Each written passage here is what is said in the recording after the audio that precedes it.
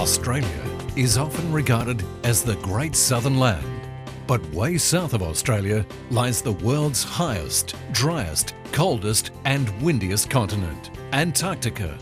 The average elevation is 2,300 metres. Its lowest temperature ever recorded was minus 89.6 degrees Celsius, and winds can reach speeds of up to 320 kilometres per hour. Uninhabited, except for several scientific research stations, this huge continent that is twice the size of Australia abounds in staggering scenery. The land of the midnight sun exists in the south. During summer, the interior of Antarctica experiences almost continuous daylight. The opposite, polar night, is observed in winter, when the sun is sufficiently below the horizon such that there is very little sunlight, or no light at all. Since 1994, Antarctica sightseeing flights, in conjunction with Qantas, has operated over 120 flights and have carried more than 34,000 people over Antarctica to experience the world's last great wilderness.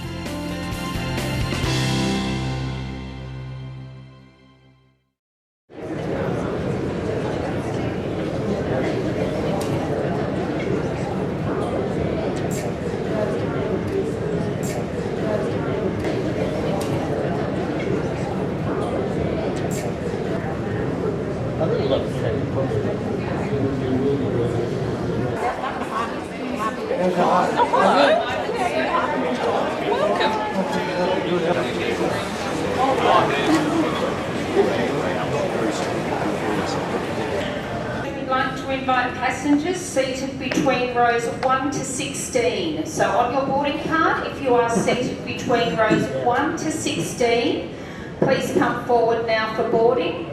Kindly present your boarding card to our flight attendants at the doorway and once again upon boarding the aircraft. We wish you a pleasant day for your Antarctic expedition today. Once again, boarding row numbers 1 to 16 at this stage only. Thank you.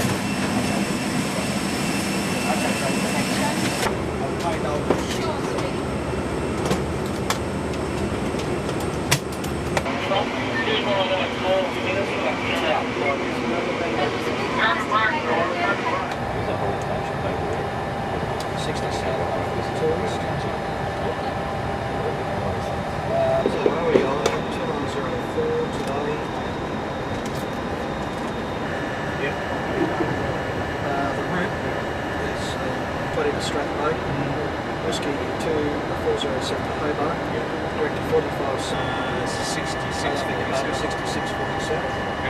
Yep, south 144 east, 60 south 142 east, 60.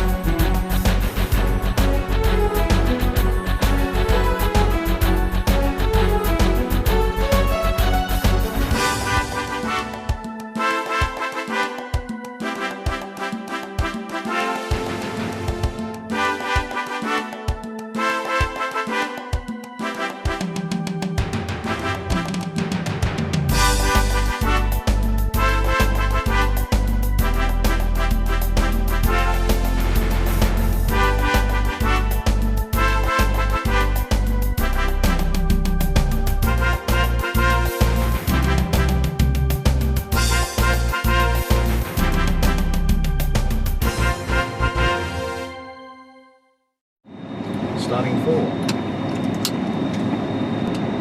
Starting 3. Starting 2. 4 taxi checklists. Anti-ice off.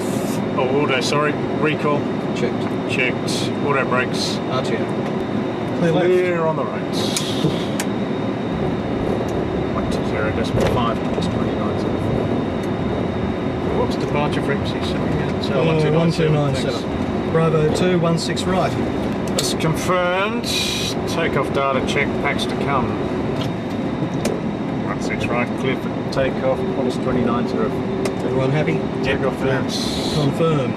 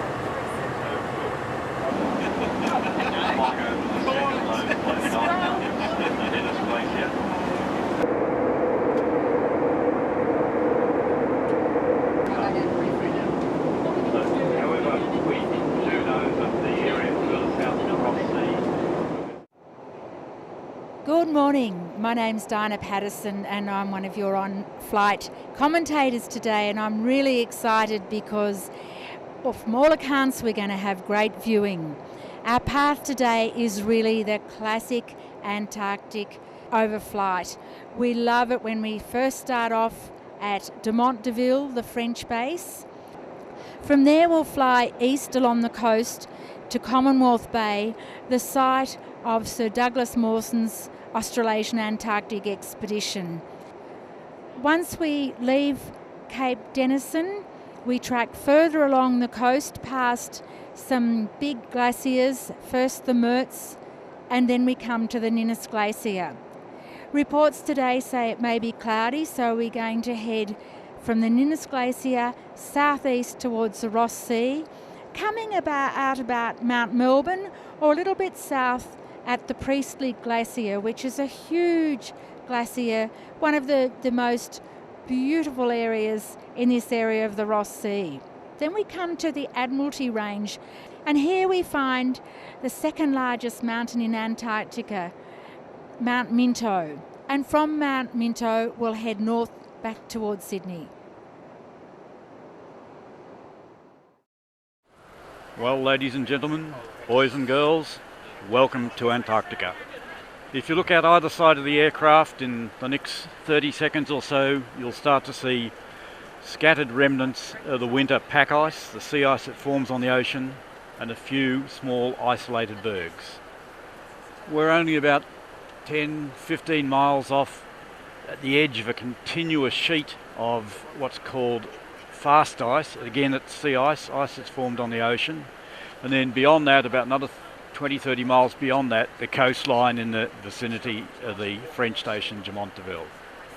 So here we are in Antarctica, and you're starting to see ice, lots of icebergs out the left-hand side, lots of pack ice out the right-hand side.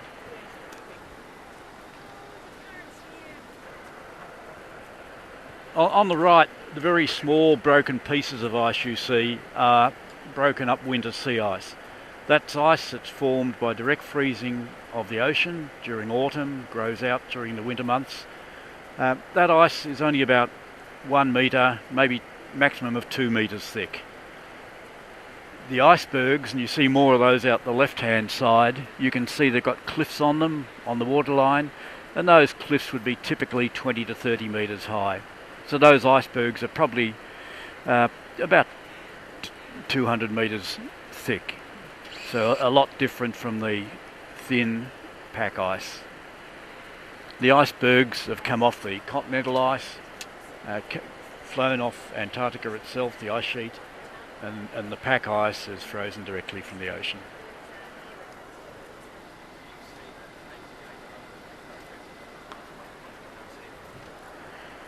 Now in the area we are, we've just flown over the South Magnetic Pole, and the South Magnetic Pole's been in this region for the last 10 or so years, but 150, 200 years ago it was in the far south of the Ross Sea, and we'll be heading over that direction later.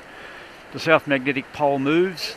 In 1907, Douglas Mawson was part of Shackleton's first expedition, and he and two others made the first visit to the South Magnetic Pole, which was over the land at that stage in Victoria Land. They didn't quite got there. I think they did well enough with the instruments they got, and it's accepted as the first visit to the South Magnetic Pole. They were probably within about 20 miles of it.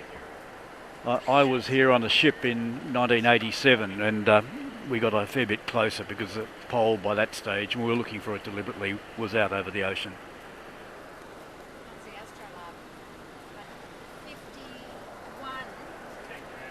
Out the right-hand side now, you're starting to see the Antarctic coastline, the coastline of the ice sheet, stretching away into the distance. That again is marked by small ice cliffs, probably 10-20 metres high. And ahead of us soon we'll be coming up on the French station of Dumont. It was named after the French explorer who was down here in 1840 at the same time as the US exploring expedition led by Charles Wilkes. They crossed paths, but they never actually talked, so they were both here about the same time back in the middle of the 19th century. Out the left-hand side now, you're starting to see some very large, very broken icebergs. They're all grounded. They've come off what's called the Astrolabe Glacier, and as we cross the coastline, you'll see that glacier tongue pushing into the ocean. It's draining ice from the interior ice sheet, probably moving at a speed of a few hundred metres a year, and these large icebergs you see out there now have broken off that, drifted out, and normally get grounded until they thin a bit by surface melt and basal melt.